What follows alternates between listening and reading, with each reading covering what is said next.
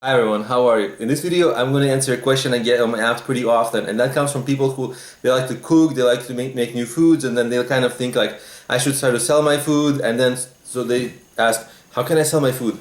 In stores, online, and I'll explain that in this video. So let's get started.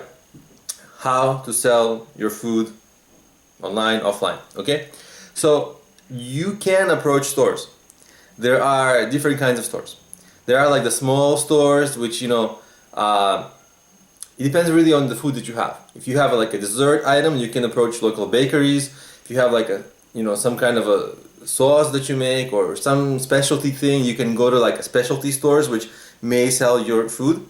But of course, most people, but those are small stores, right? They're kind of small stores. What you want to do is consider whether a big supermarket might carry your food, right? So let's say that you discovered a new brand of sugar, whatever, right? And you know that your local supermarket has this whole section of like sugar, right? There's like a little aisle, like a little spot, right? Different sugars. And you want to place yours there. How do you do it, right? So you have to apply to the store, go to their program. If your food is good, they'll probably consider you for maybe the one local store or a couple of local stores in the region. And if your food is really good and if it sells, you can sort of build your relationship and grow out of it. Now here's the trick. There will be a retail price at which they sell your food, your sugar, and there will be a price at which they buy your food, right, from you. So whatever they sell it for, it doesn't matter. What you care about is what they pay you per box or whatever, what per container. Now, you're gonna have to make the food, package it, and distribute it all in a price or a cost that is significantly less than what it costs you for what you sell to them, because you don't want to make like a penny a jar or something, right? You want to really make some good amount per an item, okay? Or unless they really sell like if it's like a national long-term deal, then fine, you can have a very low margin. I mean, you're still probably going to be okay. The challenge is that the store actually usually supermarkets, they're smart, right? Because they know that there's so many people who want to sell foods in their stores, because they know that they can sell so much. And so what they do is they kind of give you a terrible price. If you're not a known company, they give you a really terrible price. And there's almost no way that you can package your food in a great, beautiful container, deliver a high quality product, and cover your other costs at that price. There's almost no way, because often the packaging is very expensive. And you don't think about packaging, but to be in a store, they usually require you to have certain requirements, like because the store lights are very bright, your packaging must not fade over time. Let's say it sits there for like a month or something.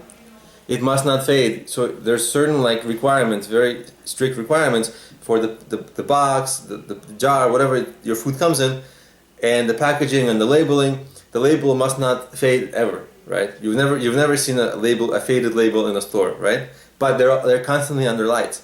So there's a reason for that, and it's because there's a special like labeling and all that.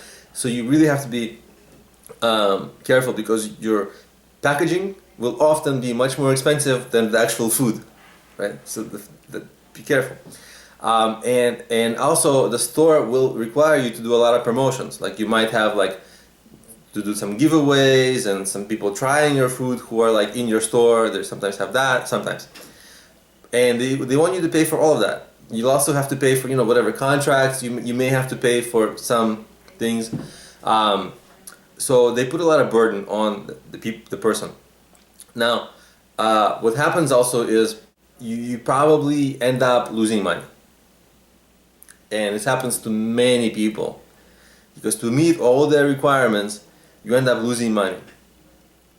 It might be okay because you kind of want to get exposure for your food and people like it. You can rework your deal 6 months later or something with the store. But generally, it's difficult. Now here's the thing. You can sell the food online.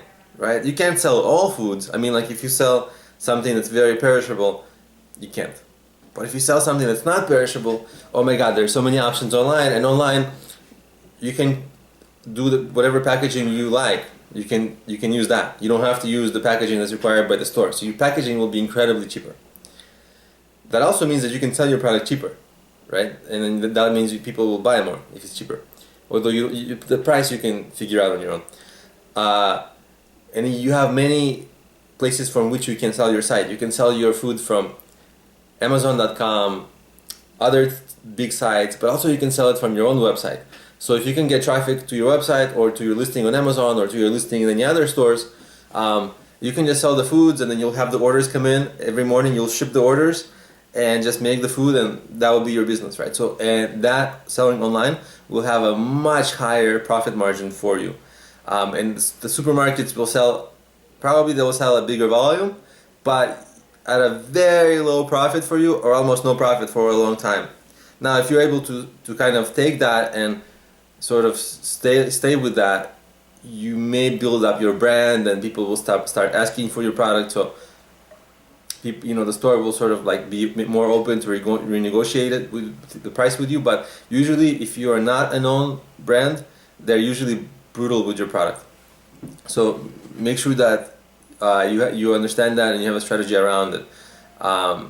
And you may want to invest in your online marketing. Now you can also sell your food in like flea markets, or again if it's packaged and stuff, you can sell it on your own at flea markets just by setting up a cart on a busy street, things like that. So there's many ways you can sell your food. You don't have to go through the stores, but the stores, again, very high volume of sales, right? So that's pretty much how I would go about doing this kind of a business. Of course, you need various permits, to sell the food. There's some legal things you need to take care of. I mean, I'm not a lawyer, so I'll let you figure that out on your own.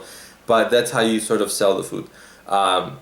So I hope that's been helpful. If it was, let me know. If I forgot anything, or if there's something that additional tip that you think might help, please comment in the video. Please in the YouTube comments, so that people know.